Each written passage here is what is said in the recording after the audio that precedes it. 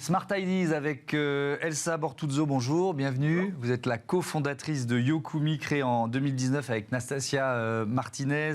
Alors, c'est quoi l'idée de départ? Racontez-moi. Alors, l'idée de départ, c'est d'abord une rencontre. En 2016, je vis au Togo à l'époque et je rencontre une coopérative de femmes qui fait du beurre de karité. Oui. Et donc, Yokumi, ça veut dire beurre de karité en évé, qui est une langue parlée au sud du Togo. Et donc, on décide à ce moment-là de lancer une association pour valoriser, pour monter cette filière de valorisation du beurre de karité de manière équitable. Et puis, de fil en aiguille, cette association deviendra une entreprise en 2019, puisqu'on a décidé de fonder une marque et de développer donc cette marque de cosmétiques équitables, bio et rechargeables en vrac. Alors, on va reprendre ces différentes promesses. C'est quoi un produit cosmétique bio? C'est quoi les critères du bio déjà?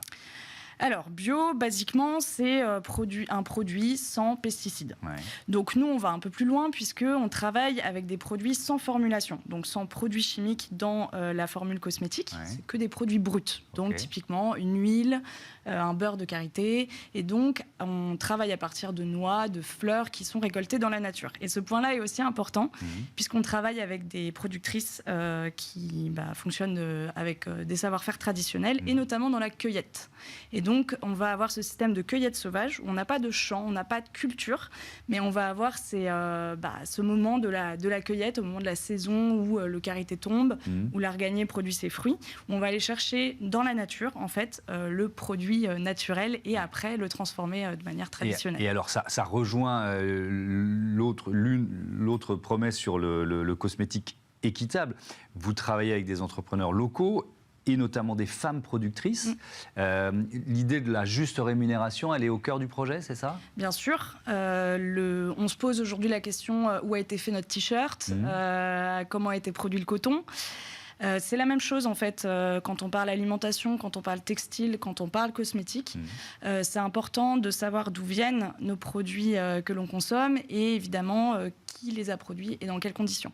Donc la philosophie du commerce équitable, c'est ça, c'est être sûr que au début en fait de la filière de production, le petit producteur va être bien rémunéré et surtout dans le commerce équitable, il y a aussi au-delà de la rémunération, il va y avoir tout ce projet de renforcer les capacités aussi de petits producteurs. Et donc nous, c'est... Pardon. Non, allez-y. Donc, nous, c'est vraiment comme ça qu'on va aller travailler et on va cibler effectivement des coopératives féminines puisque on sait aujourd'hui que, en tout cas, nous, la cause qu'on a choisi de porter, c'est d'agir en faveur de l'autonomisation économique des femmes puisque ça va permettre à la fois de renforcer les capacités de ces femmes et leur autonomie, leur indépendance financière. Pardon. Mais également d'avoir un impact sur le long terme, puisque ces femmes vont pouvoir investir dans le futur. Ouais, et dans quel pays? Alors, on travaille. Alors, au début, tout a commencé au Togo, donc c'est vraiment là que le projet naît. Et aujourd'hui, on a des partenariats avec des coopératives au Maroc et en Iran. D'accord. En fonction des produits, en fait? Tout à fait. Ouais. On va vraiment aller dans le pays producteur qui a ce savoir-faire.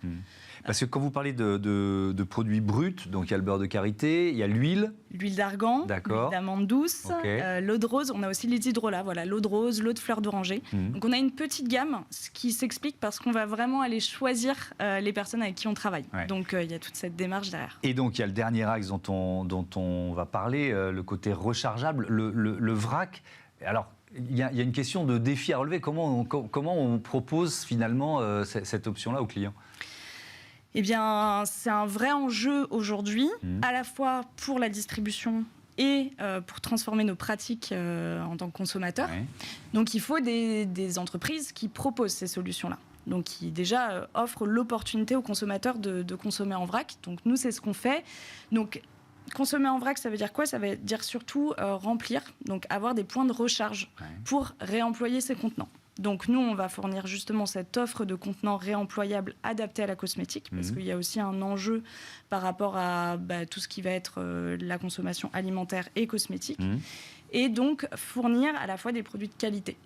Moi, ce que je trouve intéressant dans la consommation vrac, c'est que comme le packaging s'efface, en tout cas pour nous, marques, on ne va plus pouvoir communiquer de la même manière sur le packaging qui est plus ce vecteur marketing comme il était. Donc en fait, c'est la qualité qui va primer. Donc c'est la qualité de notre produit Et c'est là qu'on fidélise nos clients. Merci beaucoup. Je signale que vous serez présente sur le salon Vivre Autrement qui démarre demain, ce vendredi 17, c'est jusqu'au 20 mars au Parc Floral de Paris. Bon vent à Yokumi. Voilà, c'est la fin de ce Smart Impact. Je voudrais remercier Louise Perrin à la programmation et à la production assistée de Marie Billat. Au son, c'est Alexis Oustabassidis et à la réalisation, Raphaël Morel. Salut.